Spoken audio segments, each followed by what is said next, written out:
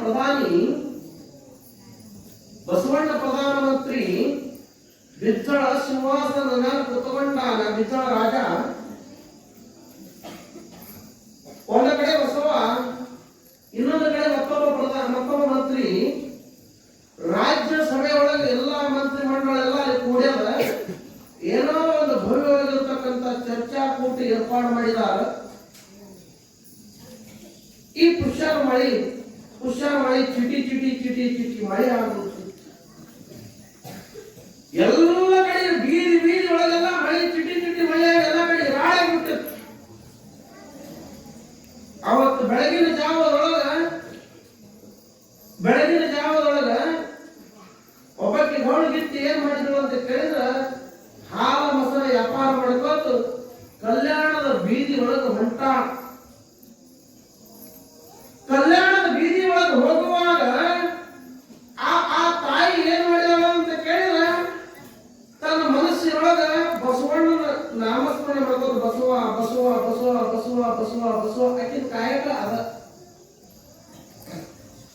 ಕೆಲಸ ಮಾಡ್ಲಿ, ವ್ಯವಹಾರ ಮಾಡ್ಲಿ, ಏನ್ ಹೇಳಿದಾರ ಮಾತು ಮಾಡೋದು ಕೇಳಿದ್ರ, ಕೊಡುವಾಗ ತಕ್ಕೊಳ್ಳುವಾಗ ಮಲಗುವಾಗ ಏಳುವಾಗ ಕೂಡುವಾಗ ನಿಲ್ಲುವಾಗ ನಡೆಯುವಾಗ ನುಡಿಯುವಾಗ ಸರ್ವ ವ್ಯವಹಾರಗಳನ್ನೆಲ್ಲ ಏನಿರ್ಬೇಕು ಅಂತ ಕೇಳಿದ್ರೆ ಬಸವ ಬಸವ ಬಸವ ಅಂದರೆ ದಸಗಟ್ಟು ಓಡುವುದು ಪಾಪ.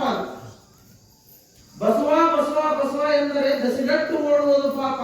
ಆ ಗೌಡಗಿತ್ತಿ ಹಾಲ ಮೊಸರು ಮಾರ್ಕೋತ ಕಲ್ಯಾಣದ ರಾಜಬೀದಿ ಒಳಗೆ ಹೋಗುವಾಗ ಚಿಟಿ ಚಿಟಿ ಮಳಿ, ಜಡಿ ಮಳಿಗೆ ಏನಾಗಿತ್ತು ಅಂದ್ರೆ ಎಲ್ಲಾ ಕಡೆಗೆ ಕೆಸರಾಗಿತ್ತು.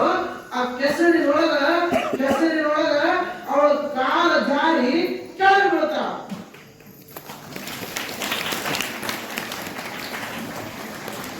ತೆರಿ ಮ್ಯಾಗ ಇದ್ದದ್ದು ಏನ್ರಿ ಮೊಸರು ಗಡಿಗೆ, ತೆರಿ ಮ್ಯಾಗ ಇದ್ದದ್ದು ಮೊಸರು ಗಡಿಗೆ. ನಮಗೆ ನಿಮಗೆ ಅನುಕೂಲ ಆಗ್ಯಾವ, ಜರ್ಮನಿಯು ಸ್ಟೀಲ್ ಇವು ಬೇರೆ ಬೇರೆ ಮಾತ್ರ ಮುಂದುವರೆದವ್ರು ಬೇರೆ ಬೇರೆ ತಗೊಂಡಾರ. ಅವಾಗ ಏನು ಇದ್ರೆ ಮಣ್ಣಿನ ಗಡಿಗೆ ಮೊಸರು ಹಾಕಿಡಬೇಕು, ಮಣ್ಣಿನ ಗಡಿಗೆಗೆ ಮಜ್ಜಿಗೆ ಹಾಕಿಡಬೇಕು, ಮಣ್ಣಿನ ಗಡಿಗೆಗೆ ನೀರು ಹಾಕಿಡಬೇಕು, ಮಣ್ಣಿನ ಗಡಿಗೆಗೆ ಅಡಿಗೆ ಅಂಬಲಿ ಮಾಡಬೇಕು. ಎಲ್ಲ ಮಣ್ಣಿನ ಪಾತ್ರೆಗಳು ಇದ್ದು ಹೊರಗೆ ಮಣ್ಣಿನ ಪಾತ್ರೆಗಳಿಗೆ ಏನ್ ಮಾಡಬೇಕು ಅಂದ್ರೆ ಊಟ ಮಾಡಬೇಕು. ಎಂತ ವ್ಯವಸ್ಥೆ. ಆ ಮಣ್ಣಿನ ಗಡಿಗೆ ಮೊಸರು ಹಾಕೊಂಡು ಹೊಂಟಾಳ, ಕಾಲ ಜಾರದ ಕೆಳಗೆ ಬೀಳಾಕತ್ತಾಳ. ಆ ಕೆಳಗೆ ಬೀಳಾಗ ಆ ಹೆಣ್ಮಗಳು ಯವ್ವಯಪ್ಪ ಅಲ್ಲಿಲ್ಲ. ಏನಾಯ್ತು ಅಂತ ಕೇಳಿದ್ರೆ, ಘಟನೆ ಏನಾಯ್ತು ಅಂತ ಕೇಳಿದ್ರೆ, ಆ ಕಾಲ ಹಿಂಗ ಕೆಳಗೆ ಬೀಳುವಾಗ ಆ ತಾಯಿ ಏನಂತಾಳ ಅಂತ ಕೇಳಿದ್ರೆ, ಬಸವ ಅಂತ ಹೇಳಿ ಜೋರಾಗಿ ಹಿಂಗ ಕೂಗಿದಂತ ಬಿಜ್ಜಳನ ಆಸ್ಥಾನದೊಳಗೆ ಏನು ಬಸವ ತಂದೆ ಇದ್ದಲ್ಲ ಆತನಿಗೆ ಕೇಳಿಸ್ತೋ ಈ ಧ್ವನಿ ಆತನ ಕಿವಿಗೆ ಬಿದ್ದ ತಕ್ಷಣದೊಳಗ ಹಿಂಗ ಎರಡೂ ಕೈಲಿ ಹಿಂಗ ಬಸವಣ್ಣ ಹಿಂಗ ಎತ್ತಿ ಹಿಡಿದಲ್ಲ. ಹಿಂಗ ಎರಡು ಕೈಲಿ ಬಸವಣ್ಣ ಹಿಂಗ ಎತ್ತಿ ಹಿಡಿದಾಗ ತುಂಬಿನ ಸಭೆಯೊಳಗ, ರಾಜ್ಯಸಭೆಯೊಳಗ ಒಂದು 5 ನಿಮಿಷ ಇಡೀ ರಾಜ್ಯಸಭೆಯನ್ನು ಸ್ತಬ್ಧ ಆಗಿತ್ತು. 5 ನಿಮಿಷ ಆದ ಬಳಿಕ ಕೈ ಕೆಳಗೆ ಬಿಟ್ಟ ಬಸವಣ್ಣ ಆ ಬಿಜ್ಜಳನ ಸನ್ನಿಧಾನದೊಳಗ ಸಮ್ಮುಖದೊಳಗ ಮಂತ್ರಿ ಮಂಡಳದಲ್ಲಿ ಇದ್ದವರೊಬ್ಬರು ಎದ್ದು ಪ್ರಶ್ನೆ ಕೇಳಿದ್ರು. ಚರ್ಚಾ ಕೂಟ ನಡೆದ, ಇಲ್ಲೊಂದು ಸಭೆ ನಡೆದ. ಇಂಥ ತುಂಬಿದ ಸಭೆಯೊಳಗ ಇದಕ್ಕಿದ್ದಂಗ ಎರಡು ಕೈ ಮ್ಯಾಲ ಹಿಡ್ಕೊಂಡು 5 ನಿಮಿಷ ಹಿಂಗ ನಿಂತ್ಕೊಂಡು ಬಿಟ್ಟಲ್ಪ ಬಸವ. ಇದು ತಾತ್ಪರ್ಯ ಏನು ಅಂತ ಕೇಳಿದಾಗ ಬಸವಣ್ಣವ್ರು ಹೇಳ್ತಾರೆ, ಅಲ್ಲೇ ಬಗ್ಗೆ ತಾಯಿ ಮೊಸರು ಮಾರಕ್ ಹೊಂಟಿದ್ದಳು. ಚಿಟಿ ಚಿಟಿ ಮಳೆ ಆಗ್ಯದ, ರಾಜ ಬೀದಿಯೊಳಗೆಲ್ಲ ಕೆಸರಾಗ್ಯದ. ಕೆಸರಿನೊಳಗೆ ಕಾಲ ಜಾರಿ ಕೆಳಗೆ ಬಿಡುವಾಗ ಬಸವ ಅಂತ ನನಗೆ ಕೂಗಿದಳು.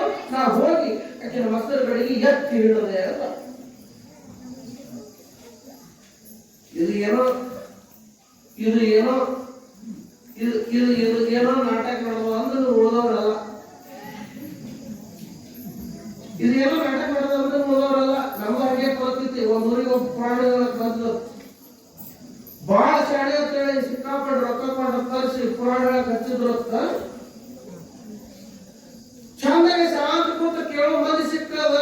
ಪುರಾಣಗಳನ್ನ ದಕ್ಷಿಣ ಕೊಡ್ತಾರ, ಮುಂಜಾನೆ ಊಟಕ್ಕೆ ಇರ್ತಾರ, ಸಂಜೆಗೆ ಬಂದು ಚಂದಾಗಿ ಕೂತು ಪುರಾಣ ಕೇಳ್ತಾರ. ಇವ್ರಿಗೆ ಒಂದಿಷ್ಟು ಯಾರು ಲೀಲಾ ತೋರಿಸ್ಬೇಕು, ನಾನೇ ಮಹಿಮಾ ಪುರುಷ ಅಂತ ಇವ್ರಿಗೆ ಏನಾದ್ರು ತೋರಿಸ್ಬೇಕಂತ ಅವ ಏನ್ ಮಾಡ್ದತ್ತ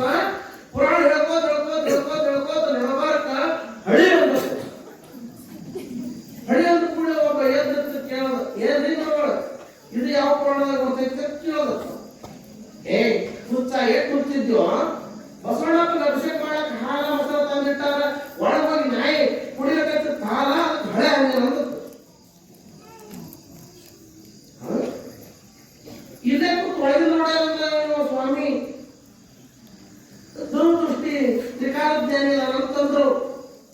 ಎಲ್ಲರೂ ತಾಳಿ ಹೊಡೆದ್ರು, ಒಂದಿಟ್ಟು ಜೈಕಾರ ಹಾಕಿದ್ರು. ಅವ್ ಮತ್ತೊಂದಿಟ್ಟು ಉಬ್ಬಿದ್ದ. ಮತ್ತೊಂದು ಅರ್ಧ ತಾಸು ಪ್ರವಚನ ಹೋಗಿತ್ತು. ಮುಂದಕ್ಕೆ ಹೋಗುವುದ್ರೊಳಗ ಮತ್ತೊಂದು ಸುಮ್ಕೊಂಡ್ರಲಿಲ್ಲ. ಮತ್ತೊಂದು ಪ್ರವಚನ ಹುಷಾರ್ ಅಂತ. ಯಾಕೆ ನೀವುಗಳು ಈಗ ಏನಾಯ್ತು ಅಂದ್ರು, ಏನೇನು ಗುಡ್ಡಾಪುರ ಧಾರಣ ಬೆಕ್ಕು ಹೋಗಿತ್ತು. ಬೆಕ್ಕು ಹೋಗಿ ದೀಪದ ಎಣ್ಣೆ ಕುಡಿಯಬೇಕಿತ್ತು. ದೀಪ ಪಳತಿ ಬಿದ್ದ ದೀಪ ಆರ್ತೈತೆ ತಿಳ್ಕೊಂಡು ಆ ಬೆಕ್ಕ ಹೊಡೆದಂಗತ್ತು. ಇಲ್ಲೇ ಕೂತು ಗುಡ್ಡಾಪುರ ಧಾರಣ ಹೊಡೆಯಾಗಿದ್ದು ಬೆಕ್ಕ ಹೊಡೆದಾನ. ಇಲ್ಲೇ ಕೂತು ಕೆಳಗೆ ಬಸವಣ್ಣ ಹೊಡೆಯೋದು ನಾಯಿ ಹೊಡೆದಂದ್ರೆ ಸ್ವಾಮಿ ಭಾಳ ಸ್ವಾಮಿಯಪ್ಪ, ಇಂಥ ಸ್ವಾಮಿಗಳು ಯಾರು ನಮ್ಮ ಊರಿಗೆ ಬಂದಿತ್ತಿಲ್ಲ. ನಾಳೆ ಮುಂಜಾನೆ ಸ್ವಾಮಿಗಳಿಗೆ ನಮ್ಮ ಮನೆಗೆ ಭಿನ್ನ, ನಿಮ್ಮ ಮನೆಗೆ ಭಿನ್ನ. ಬಟ್ ಬಂದು ಕಂಪ್ಯೂಟರ್ ಕಡೆ ಒಂದು ಲಿಸ್ಟ್ ಮಾಡೋದು ಮುಗಿಗೆ ಬಂದು ಬಹಳ ಬೇಕಿತ್ತು. ಈ ಸ್ವಾಮಿ ನನ್ನ ಮನೆಗೆ ಹೋಗಿ ಪರೀಕ್ಷೆ ಮಾಡ್ಬೇಕಂತ ಮಟ್ಟ ಮೊದಲು ನನ್ನ ಮನೆಗೆ ಭಿನ್ನತ್ವ ಮುಗಿಗೆ ಅಮ್ಮತ್ತೊಳಗೆ ಕೊಟ್ಟು ಮುಂಜಾನೆ ಕೂಡ 4 ಮಂದಿ ಶಿಷ್ಮಕ್ಕಳು ಕರ್ಕೊಂಡು ಆ ಮುದುಕಿ ಮನೆಗೆ ಜಾಮ್ ಜಳಕ ಮಾಡಿ ನೇಮನಿಷ್ಠೆಯಿಂದ ಪ್ರಸಾದಕ್ಕಂತ ಹೋದ್ರು.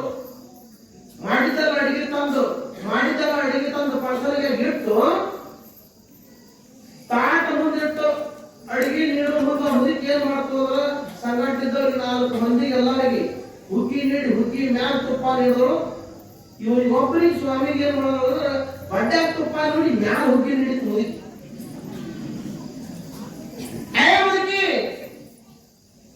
ಇದು ಅನ್ಯಾಯ ಆಗಂಗಿಲ್ಲ, ಇದು ಅಧರ್ಮ ಆಗಂಗಿಲ್ಲ, ನಿನ್ನ ಕಡೆ ತಪ್ಪು ಆಗಂಗಿಲ್ಲ, ನಿನ್ನ ಪಾಪ ಆಗ್ತದಲ್ಲ. ಯಾಕೆ ಬಾಂದ್ರು ಅಲ್ಲ, ಇವತ್ತು 4 ಜನ ಕರ್ಕೊಂಡು ನಾನು ನಿಮ್ಮ ಮನೆಗೆ ಊಟಕ್ಕೆ ಬಂದೀನಿ. 5 ಮಂದಿ ಒಂದೇ ಪಂಕ್ತಿಗೆ ಊಟಕ್ಕೆ ಕೊಡಿಸಿದಿ. ಒಬ್ಬರಿಗೊಂದು ನೀಡ್ತೇನೆ ನೀ ಊಟಕ್ಕೆ ಅಂತ ಕೇಳ್ತಾನ. ಯಾಕಪ್ಪ ಏನಾಯ್ತು? ಅಲ್ಲ, ಇವ್ 4 ಮಂದಿ ಹುಗ್ಗಿ ನೀಡಿ ಅವ್ರಿಗೆ ತುಪ್ಪ ನೀಡಿದಿ, ನನಗೆ ಬರೀ ಹುಗ್ಗಿ ಅಟ್ಟೆ ನೀಡಿದಲ್ಲ ಅಂದ ಕೂಡಲೇ ಆ ಮುದುಕಿ ಕೈಯಾಗ ಕಾಲೋಡಿ ಹಿಡಿದಿತ್ತು. ಬಾಬಾ ಭೈರೋಗಿ ಕೈ ಸಾಧು ಡೋಗಿ ಸಾಧು ನಾಟಕ ಮಾಡತ್ತೆ ಈ ಮಗನ.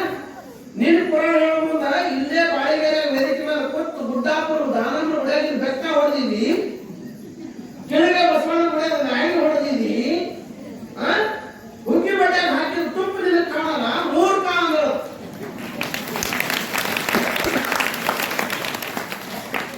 ಹುಗ್ಗಿ ಬಡ್ಯಾಗ ಹಿಡಿದು ತುಪ್ಪ ನಿನ್ನ ಕಾಣಂಗಿಲ್ಲ, ಮೂರ್ಖ. ನೀನೇ ಗುಡ್ಡಾಪುರ ದಾನಮ್ಮ ಹೊಡೆಯಾಗಿದ್ದ ಬೆಕ್ಕ ಹೊಡೆದು ಗ್ಯಾರಂಟಿ ಮಗನಾಗತ್ತ. ಇಲ್ಲೇ ಒಳಗೆ ಸುಮ್ಮ ಮಾಡಿ ಇದು ನಮ್ಮ ಕಂಪನಿ ಇದೆ. ಇದು ನಮ್ಮ ಕಂಪನಿ ಇದೆ. ಈ ಕಂಪನಿ ಹೇಳಿಲ್ಲ, ಇದು ನಿಮ್ಮದು ಹೇಳ್ಯಾರ, ನಿಮ್ಮದು ಹೇಳ್ಯಾರ. ಮಾತು ಪ್ರಸಂಗ ಬಂದಾಗ ಹೇಳಿದ ಏನು ಪುರುಷ ಬಸವ ನೋಡ, ಇಲ್ಲೇ ಇದ್ಕೊಂಡು ಬಿದ್ದಳ ಆಸ್ಥಾನ ರಾಜ್ಯದೊಳಗ ಮಂತ್ರಿ ಮಂಡಳವಾಗಿರ್ತಕ್ಕಂಥ ಬಸವಣ್ಣ ಎಲ್ಲ ರಾಜ್ಯ ಬೀದಿ ಒಳಗ ಯಾವತ್ತಿನ ಗೌಳಿಗಿತ್ತಿ ಮೊಸರು ಮಾತಾಡತ್ತ, ಆಕಿ ಕಾಲು ಜಾರಿ ಬೀದೊಳತ್ತ, ಮೊಸರು ಗಾಡಿಗೆ ಕೆಳಗೆ ಬಿಡಾಗ ನೀವು ಎದ್ದು ಹೊಡೆದು ಇದೇನ್ ನಾಟಕ ತೆಗೆದಿದ್ದೀಯ ಅಂದ್ರೆ ನೀವು ತಕರಾರು ತೆಗೆದ್ರು. ಅವಾಗ ಕಂಡೀಷನ್ ಏನಾಯ್ತು ಅಂತ ಕೇಳಿದ್ರೆ ಬಿಜ್ಜಳದ ಆಸ್ಥಾನದೊಳಗ ಬಿಜ್ಜಳ ರಾಜನ ಕಂಡೀಷನ್ ಏನಾಯ್ತು ಅಂತ ಕೇಳಿದ್ರೆ ಇದೇ ಪರೀಕ್ಷೆ ಮತ್ತೊಮ್ಮೆ ಇಡುದು ಹೋದ್ರು. ಹೆಂಗ್ ಇಡುದು ಅಂತ ಕೇಳಿದ್ರೆ 360 ಮಂದಿ ಕೇಳಿ 360 ಮಂದಿಗೆ ಏಕಕಾಲಕ್ಕೆ ಹೊಸಗಳಿಗೆ ಪಟ್ಟು ರಾಜ ಬೀದಿಯೊಳಗೆ ಕಳಿಸೋರು. ನೀವು 360 ಮಂದಿ ಎಲ್ಲರೂ ಏಕಕಾಲಕ್ಕೆ ಏನ್ ಮಾಡ್ಬೇಕು ಅಂತ ಕೇಳಿದ್ರೆ ಕಾಲ ಜಾರಿ ಕೆಳಗೆ ಬೀಳಬೇಕು. ಬೀಳುವಾಗ ಬಸವ ಬಸವ ಬಸವ ಅಂತ ಕೂಡಬೇಕು. ಎಲ್ಲರಿಗೂ ಬಂದು ಬಸವ ಹಿಡಿತಾನೆ ನೋಡೋಣ. 360 ಮಂದಿ ಮೊಸರು ಮಾರೋರು, 360 ಮಂದಿ ಕೊಂಡಿ ಮಂಚಾಡೋರು ತಯಾರಾದರು. ರಾಜ ಬೀದಿಯೊಳಗೆ ಒಂದೊಂದು ರಸ್ತಾಕ ಒಬ್ಬೊಬ್ರು ಮೊಸರು ಅಡಿಗೆ ತಗೊಂಡು ಹೋದ್ರು. ಅವತ್ತು ಪರೀಕ್ಷೆ ಇರ್ತಾರ ಅಂತ ಕೇಳಿದ್ರೆ ಅವತ್ತು ಆ ಪರೀಕ್ಷೆ ಒಳಗೆ ಬಸವ ಪಾಸ್ ಆಗ್ಯಾನಂದ್ರೆ ಸಾಮಾನ್ಯ ವ್ಯಕ್ತಿ ಅಲ್ಲ. ಅವ ಎಲ್ಲದಾನ ಅಂತ ಕೇಳಿದ್ರೆ ಎಲ್ಲಾ ಕಡೆಗೆ ಎಲ್ಲನೇ ಬಸವ. ಹೇಳಿದ್ದೀರಲ್ಲ, ನೀವು ಶ್ರವಣ ಮಾಡಿದ್ದೀರಿ ನಿನ್ನೆ ಮೊನ್ನೆ. ಬಸವಣ್ಣ ಎಲ್ಲದಾನ ಎಲ್ಲಾ ಕಡೆ ಅದಾನ. ಅದೇ ಬಸವನೇ ಮತ್ತೊಮ್ಮೆ ಹಿಂಗೆ ಈ ರೂಪದೊಳಗೆ ಬಂದಿದ್ದ. ಅವನನ್ನು ನೋಡುವಂತ ದೃಷ್ಟಿ ಬೇರೆ ಆಗಬೇಕಷ್ಟೇ. ಅವನನ್ನು ನೋಡುವಂತ ನಮ್ಮ ಕಣ್ಣುಗಳ ಬದಲಾಗಬೇಕು. ಅವನ ಕೀರ್ತಿಯನ್ನು ಕೇಳುವಂತ ನಮ್ಮ ಕಿವಿಗಳ ಬದಲಾಗಬೇಕು. ಅವನನ್ನು ಕೊಂಡಾಡುವಂತ ನಮ್ಮ ಬಾಯಿ ಬದಲಾಗಬೇಕು. ಅವಾಗ ಏನಾಗ್ತದಂದ್ರೆ ಜೀವನ ಪವರ್ ಆಗ್ತದ. 360 ಮಂದಿ ಏಕಕಾಲಕ್ಕೆ ಕಾಲು ಜಾರಿ ಬಿದ್ದರಂತ ಕೈಯಾಗಿನ ಮೊಸರು ಗಡಿ ಒತ್ತಾಟಿ ಅವರು ಒತ್ತಾಟಿ ಎಲ್ಲರೂ ಏಕಕಾಲಕ್ಕೆ ಬಸವ ಅಂತ ಇಲ್ಲಿ ಕೂಗಿದ್ರೆ 360 ಜಾಗದೊಳಗೆ ಹೋಗಿ 360 ಮೊಸರು ಗಡಿಗೆ ಎಲ್ಲ ಬಸವಣ್ಣ ಹಿಂಗ ಅಂತ ಹೇಳೋದಿತ್ತು.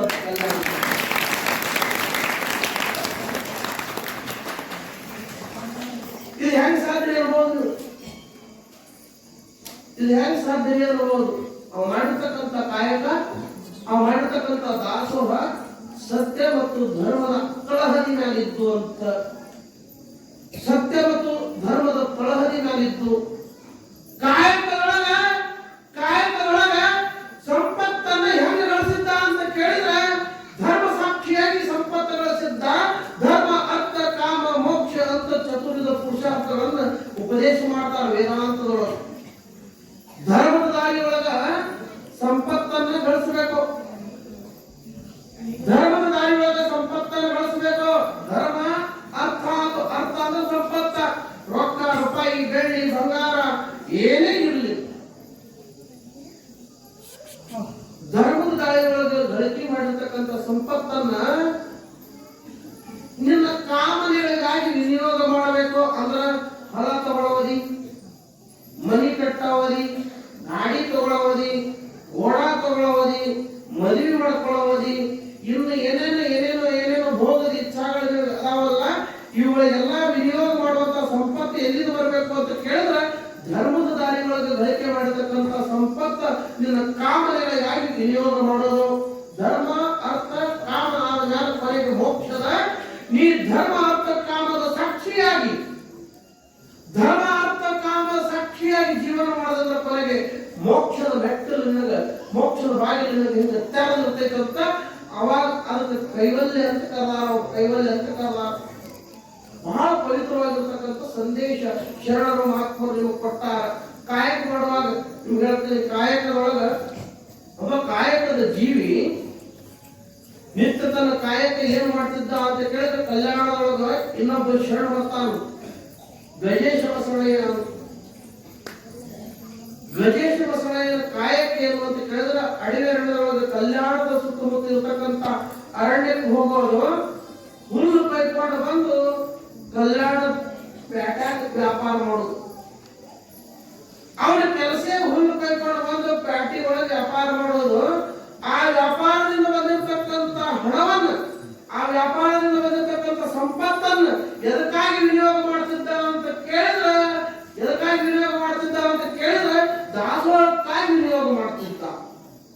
ಒಂದು ಕಡೆ ಕಾಯಕ, ಇನ್ನೊಂದು ಕಡೆ ದಾಸೋಹ. ಈ ಎರಡು ಕಲ್ಪನೆಗಳನ್ನು ಬಿಟ್ಟು ಮತ್ತಾವ ಅವರು ತಲೆಯೊಳಗಿತ್ತಿಲ್ಲ. ಪ್ರಪಂಚ ಅದ್ರ ಜೊತೆ ಪಾರಮಾರ್ಥ. ಪ್ರಪಂಚ ಅದ್ರ ಜೊತೆ ಪಾರಮಾರ್ಥ. ಆ ಗಜೇಶ ಬಸವಣ್ಣನ ಜೀವನ ಹೆಂಗಾಗಿತ್ತು ಅಂತ ಕೇಳಿದ್ರೆ ಅವನ ಧರ್ಮಪತ್ನಿ ಮನೆಯೊಳಗೆ ಪುಣ್ಯಸ್ತ್ರೀ ಏನಿದ್ದಳಲ್ಲ, ಅವಳು ಹೆಂಗಿದ್ದಳು ಅಂತ ಕೇಳಿದ್ರೆ ಕಷ್ಟ ಸುಖದೊಳಗೆ ಭಾಗಿಯಾಗಿದ್ದಳು. ನಿತ್ಯದಲ್ಲಿ ಮನೆಯೊಳಗೆ ಕಾಯಕ ಮಾಡ್ತಿದ್ದಳು. ಪಂಚಾಮೃತ ಅದಕ್ಕೆ ಪಂಚಾಮೃತ ಅಂದಾರ. ಅದ್ರ ಮ್ಯಾಲ ಭಕ್ತಿ ಇತ್ತು. ನಮ್ಮ ಮನ್ಯಾಗ ಶರಣರನ್ನ, ಸಂತರನ್ನ, ಮಹಾತ್ಮರನ್ನ, ಅತಿಥಿಗಳನ್ನ ಊಟ ಮಾಡಿಸ್ಬೇಕಂತ ಅಡಿಗೆ ಮಾಡಿ ಮನೆ ಮುಂದೆ ಹೋಗಿ, ಬಾಗಲ ಮುಂದೆ ಹೋಗಿ ಹಿಂಗ ಕೈ ಮುಕ್ಕೊಂಡು ನಿಂತು ಹೋಗೋರಿಗೆ ಬರೋರಿಗೆ ಬರ್ಪ ನಮ್ಮ ಮನೆಗೆ ಪ್ರಸಾದ ಮಾಡಕತ್ರಿ ಅಂತ ಕರೀತಿದ್ರು. ಬರ್ಪ ನಮ್ಮ ಮನೆಗೆ ಪ್ರಸಾದ ಮಾಡಕತ್ರಿ ಅಂತ ಕರೀತಿದ್ರು. ಮನೆಗೆ ಕರ್ಕೊಂಡ ಅವ್ರಿಗೆ ಶರಣಿಗೆ ಹೋಗೋ ಬರೋ ಶರಣಿಗೆ ಪ್ರಸಾದ ಮಾಡಿಸಿ ಕೊನೆಗೆ ಏನ್ ಮಾಡ್ತಿದ್ರು ಅಂತ ಕೇಳಿದ್ರೆ ದಕ್ಷ ಕೊಡ್ತಿದ್ರು. ಒಂದಿನ ಪ್ರಸಂಗ ಹಿಂಗ ಆತಂತ ಗಜೇಶ ಬಸವಣ್ಣನ ಬಡದಿಗೆ ವಿಪರೀತ ಏನಾದ್ರು ಅಂತ ಕೇಳಿದ್ರೆ ಮೈಯಾಗ ಜ್ವರ ಬಂದು ಥಂಡಿ ಜ್ವರ ಬಿಟ್ಟಿದ್ದು ಅಂತ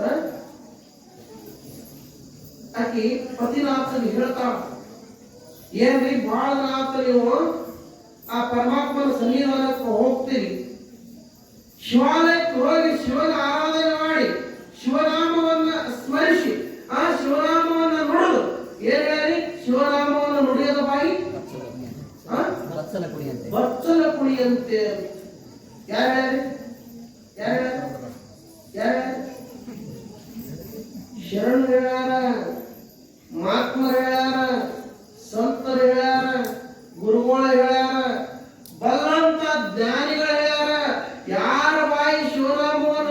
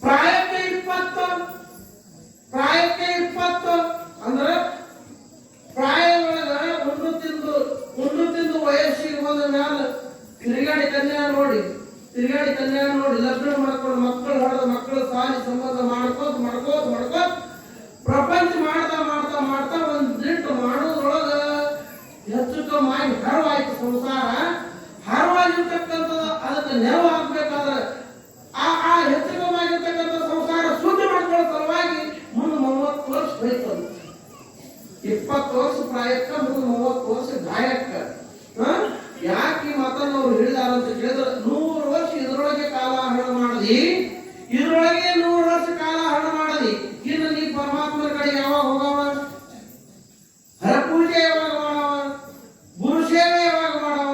ಹರಪೂಜೆ ಗುರುಸೇವೆ ಇವೆರಡು ಏನ್ ಮಾಡ್ಬೇಕಾಗ್ಯದ ಅಂತ ಕೇಳಿದ್ರ ನಾವು ಚಾಚು ತಪ್ಪದೆ ಪ್ರತಿನಿತ್ಯ ಮಾಡ್ಲೇಬೇಕಾಗ್ಯದ. ಹರಪೂಜೆ ಗುರುಸೇವೆ ಇವೆರಡು ಮಾಡಿದಾಗ ಏನಾಗ್ತದ ಅಂತ ಕೇಳಿದ್ರ ಆ ಹೊರ ಪುಣ್ಯ ದೊರೀತದ, ಆ ಪುಣ್ಯ ದೊರೆದಾಗ ಕೈವಲ್ಯ ಆಗ್ತದ. ಈ ತಾಯಿ ಹೇಳ್ತಾಳ ಗಜೇಶ್ವರ ಶರಣಯ್ಯಗ, ಇವತ್ತು ವಿಪರೀತ ಚಳಿ ಜ್ವರ ಬಿಟ್ಟಾವ್ರಿ, ನೀವು ಪರಮಾತ್ಮನ ಸನ್ನಿಧಾನಕ್ಕೆ ಹೋಗ್ತಿರಲ್ಲ, ಇವತ್ತು ಬಸವಣ್ಣನ ಮನೆಗೆ ಹೋಗ್ತಿರಲ್ಲ, ಬೇಡ್ಕೊಂಡು ಬರ್ರಿ ಎಲ್ಲ ಬೇಡ್ಕೊಂಡು ಬರ್ರಿ. ಏನಂದ್ರೆ ನನ್ನ ಮೈಯಾಗಿನ ಉರಿ ಥಂಡಿ ಕಡಿಮೆ ಆಗಲಿ ಅಂತ ಬೇಡ್ಕೊಂಡು ಬರ್ರಿ. 3 ದಿನ ಆಯ್ತು ವಿಪರೀತ ಥಂಡಿ ಜ್ವರ, ಎಲ್ಲ ಉಪಚಾರ ಮಾಡಿ ವಿಫಲ ಆಗ್ಯದ. ನೀವು ಬಸವಣ್ಣಗೆ ಹೋಗ್ತೀರಿ, ಬಸವಣ್ಣಗೆ ಬೇಡ್ಕೊಂಡು ಬರ್ರಿ ಅಂದ ಕೂಡಲೇ ಗಜೇಶ್ವರ ಶರಣಯ್ಯ ಹೇಳ್ತಾನ ಅದು ನೀವು ಮಾಡಿರ್ತಕ್ಕಂಥ ಕರ್ಮ. ನಾವು ಮಾಡಿರ್ತಕ್ಕಂಥ ಕರ್ಮಕ್ಕ ಪರಮಾತ್ಮ ಭಗವಂತ ಅವೇನ್ ಮಾಡಬೇಕು, ನಮಗೆ ಬಂದಿರತಕ್ಕಂಥ ಕರ್ಮ, ನಾವು ಮಾಡಿರ್ತಕ್ಕಂಥ ಕರ್ಮ ಅದನ್ನು ನಾವು ಉಂಬಿಟ್ಟು ಭೋಗಿಸ್ಬೇಕು. ಪ್ರಾರಬ್ಧ ಕರ್ಮವನ್ನು ಉಂಡುಬಿಟ್ಟು ಭೋಗಿಸದೆ ತೀರದು ಅಂತ ಬರೀತಾರ. ಅದನ್ನು ಭೋಗಿಸ್ಬೇಕು. ತ್ರಾಸ ಬಂದ್ರೆ ತಾಕೋಬೇಕು, ಸಾವು ಬಂದ್ರೆ ಸಾಯಬೇಕು. ನಿನ್ನ ನೀ ಭೋಗಿಸುವಂತ ಆಕೆಗೆ ಹೇಳಿ ಅವತ್ತಂದು ಕಾಯಕ್ಕೆ ಹೋದಂತ. ಕಾಯಕ್ಕೆ ಹೋದ್ಮೇಲ ಗಜೇಶ್ವರ ಶರಣಯ್ಯನ ಹೊಡೆದು ಏನ್ ಮಾಡ್ತಾರ ಅಂತ ಕೇಳಿದ್ರೆ, ಭಗವಂತ ಹೇ ಪರಮಾತ್ಮ ನಿನಗೆ ಏನನ್ನ ಅಂತ ಕೇಳಿದ್ರೆ, ದೀನ ದಯಾಳು ಅಂತ ಕರ್ದಾರ, ಆಪತ್ ಬಾಂಧವ ಅಂತ ಕರ್ದಾರ, ಭಕ್ತ ವತ್ಸಲ ಅಂತ ಕರ್ದಾರ, ಕರುಣಾ ನಿಧಿ ಅಂತ ಕರ್ದಾರ. ಆಪತ್ ಕಾಲದಲ್ಲಿ ಆತ್ಮ ಧ್ವನಿಯಲ್ಲಿ ಕೂಗಿ ಕರ್ದವನ ಬಂದ ಕೈ ಹಿಡಿದು ರಕ್ಷಣೆ ಮಾಡುವಂತ ಪರಮಾತ್ಮ ನೀನಿದ್ದಿ. ಇಂಥ ಗಜೇಶ್ವರ ಶರಣಯ್ಯನ ಹೊಡೆದಿ ನಾನು ಮಹಾಸಾಧ್ವಿ ಶಿರೋಮಣಿ, ನಾನು ಗಂಡನಗರ್ತಿ ಪತಿವತ್ತ ಹೆಣ್ಮಗಳು, ಗಂಡನ ಹೆಚ್ಚಿ ಕೂಡ ಬಂದೀನಿ. ಅವ ಪ್ರತಿನಿತ್ಯ ನಿನ್ನ ಶಿವಾಲಯಕ್ಕೆ ಬಂದು ಸೇವಾ ಮಾಡ್ಯಾನ, ಕಸ ಹೊಡಿಯಾನ, ನಿನ್ನ ಅಂಗಳದಾಗ ಮುದ್ರಿ ತಿಕ್ಕ್ಯಾನ, ಏನೇನೋ ಮಾಡ್ಯಾನ. ಅವನು ಹೊಡೆದೇ ಇರತಕ್ಕಂಥ ನಾನು ಕಾಯಕದಿಂದ ಬಂದಿರತಕ್ಕಂಥ ಸಂಪತ್ತನ್ನು ದಾಸೋಹದ ಸಲುವಾಗಿ ವಿನಿಯೋಗ ಮಾಡಿ ಪಂಚಾಮೃತ ಸಲ್ಲತಕ್ಕಂಥ ಪಂಚಪಕ್ವಾನ ಮುಷ್ಟಾನ ಭೋಜನ ಮಾಡಿ ಹಾಗೆ ಹೋಗೋರಿಗೆ ಬರೋರಿಗೆ ಅತಿಥಿಗಳಿಗೆ ತಂದು ಊಟ ಮಾಡಿಸಿ ದಕ್ಷಿಣ ಕೊಟ್ಟು ದಾಸೋಹ ಮಾಡೀನಿ. ಇದು ಸತ್ಯ ಇದ್ರ ನಾನು ಉರಿ ಚಳಿ ಕಮ್ಮಾಗಲಿ ಅಂತ ಬೇಡ್ಕೊಳ್ಳೋಳು. ತಕ್ಷಣ ಅವಳ ಮೈಯಾಗಿ ಉರಿ ಚಳಿ ಕಮ್ಮಾಗಿ ಆರಾಮಾಗಿ ಕೂತರು. ಇವ ಹುಲ್ಲಿನ ಹೊರಿ ಕೈಕೊಂಡು ಅಡವಿದಿಂದ ಪಟ್ಟಣಕ್ಕೆ ಬಂದು ಕಲ್ಯಾಣದ ರಾಜಬೀದಿಗಳನ್ನೆಲ್ಲ ತಿರುಗಾಡಿ ಹುಲ್ಲು ಮಾರ್ಕೊಂಡು ಮನೆಗೆ ಬಂದ. ಮನೆಗೆ ಬರೋದ್ರೊಳಗ ಆನಂದದಿಂದ ಮನದ ನಡ್ಕೋತ ಕೂತಿದ್ರಂತ. ಇದ್ದು ಹಕ್ಕಿಕತೆ ಎಲ್ಲ ಗಂಡನ ಹೇಳೋದು. ಕೂಡ ಗಜೇಶ್ವರ ಶರಣಯ್ಯ ಹೇಳ್ತಾನ, ಅಲ್ಲ ನಾವು ಮಾಡಿರ್ತಕ್ಕಂಥ ಭಕ್ತಿಯನ್ನ ವ್ಯವಹಾರಕ್ಕಾಗಿ ನಾವು ಬಳಸಿದ್ದೆ, ಆದ್ರೆ ನಮ್ಮ ಕಾಯಕಕ್ಕೆ ಚ್ಯುತಿ ಬಂತು ಅಂದ್ರೆ ನಾವು ಮಾಡಿರ್ತಕ್ಕಂಥ ಕಾಯಕ ಮತ್ತು ದಾಸೋಹ ಅವು ವ್ಯರ್ಥ ಆದವು ಅಂತ ತಿಳ್ಕೊಂಡು ಶಿಟ್ಟಿಗೆ ಗಜೇಶ್ವರ ಶರಣಯ್ಯ ಏನ್ ಮಾಡ್ತಾನಂದ್ರ ಆ ಹುಲ್ಲು ಕುಡಿಯಲಿತ್ತಲ್ಲ, ಆ ಕುಡಿಯ ಹಿಡಿದು ಮಡದಿ ಮೂಗು ಕೊಯ್ದು. ಅವಾಗ ಶಿವನೇ ಹೇ ಪರಮಾತ್ಮ ಅಂತ ತಿಳ್ಕೊಂಡು ಆ ತಾಯಿ ಏನ್ ಮಾಡಿದ್ರು ಅಂತ ಕೇಳಿದ್ರೆ ಪರಮಾತ್ಮನ ಸ್ಮರಣೆ ಮಾಡಕತ್ತಾಳ. ಭಗವಂತನೇ ಸಾಕ್ಷಾತ್ ಅಲ್ಲಿಗೆ ಬಂದು ಏನ್ ಮಾಡಿದ ಅಂತ ಕೇಳಿದ್ರೆ ಆ ತಾಯಿ ಮೂಗ ಏನು ಕೊಯ್ದಿದ್ದಲ್ಲ, ಇವಾಗ ಗಜೇಶ್ವರ ಶರಣಯ್ಯ ಆ ಮೂಗಿದ್ದಾಗ ಮೂಗು ಕೊಟ್ಟ ಆಶೀರ್ವಾದ ಮಾಡಿ ಇಬ್ಬರಿಗೆ ಸಾಕ್ಷಿ ರೂಪಾಗಿ ಪ್ರತ್ಯಕ್ಷ ದರ್ಶನ ಕೊಟ್ಟು ಪರಮಾತ್ಮ ನಿಮ್ಮಂತ ಶಿವಶರಣ ಈ ಭೂಮಿ ಮೇಲೆ ಇರಬೇಕು ಅಂತ ಆಶೀರ್ವಾದ ಮಾಡಿ ಭಗವಂತ ಹೋದ. ಇವರಿಬ್ಬರು ಭಕ್ತಿ ಹೆಚ್ಚಾತ್ರಿ. ಭಕ್ತಿ ಹಣ್ಣಾಗಿತ್ತು, ದಿನ ದಿನಕ್ಕೆ ಭಕ್ತಿ ಬೆಳೆತಿತ್ತು, ಭಕ್ತಿ ಹೆಚ್ಚಾತು. ಈ ಭಕ್ತಿ ಪರೀಕ್ಷೆಗಾಗಿ ಒಂದು ದಿನ ಪರಮಾತ್ಮ ಏನ್ ಮಾಡಿದ ಅಂತ ಕೇಳಿದ್ರೆ, ಅವ ಏನು ಹುಲ್ಲಿನ ಹೊರಿ ಕೊಯ್ದು ಹುಲ್ಲಿನ ಹೊರಿ ಕಟ್ಕೊಂಡು ಮನೆಗೆ ತರ್ತಿದ್ದಲ್ಲ ಪ್ಯಾಟಿಗೆ ವ್ಯಾಪಾರಕ್ಕಂತ, ಆ ಹುಲ್ಲಿನ ಹೊರಿಯೊಳಗ ಭಗವಂತ ಮಾಯ ರೂಪದಿಂದ ಬಂದು ಒಂದು ದೊಡ್ಡ ಬಂಡೆಗಳನ್ನು ಇಟ್ಟಿದ್ದರು. ಕೆಳಗೂ ಹುಲ್ಲ ಮ್ಯಾಲೂ ಹುಲ್ಲ, ಮಧ್ಯ ಭಾಗದೊಳಗ ಒಂದು ದೊಡ್ಡ ಬಂಡೆಗಳನ್ನು ತಂದು ಪರಮಾತ್ಮ ಮಾಯ ರೂಪದಿಂದ ಇಟ್ಟು ಮಾಯಾಗಿದ್ದ. ಇವ ಬಂದು ಹೀಗೆ ಹುಲ್ಲಿನ ಹೊರಿ ಎತ್ತಕ್ ಹೋಗ್ತಾನ. ಹುಲ್ಲಿನ ಹೊರಿ ಎತ್ತೋದ್ರಿ, ಆ ಹುಲ್ಲಿನ ಹೊರಿ ಎತ್ತಕ್ಕ ತಯಾರಿಲ್ಲ. ಜ್ಞಾನ ದೃಷ್ಟಿಯಿಂದ ನೋಡಿದ. ಗಜೇಶ್ವರ ಶರಣಯ್ಯನಲ್ಲಿ ಶಕ್ತಿ ಅಂತ ಬಂದಿತ್ತಂದ್ರೆ ಜ್ಞಾನ ದೃಷ್ಟಿ ಕೊಟ್ಟಿದ್ದ ಪರಮಾತ್ಮ ಅವನಿಗೆ. ಇವು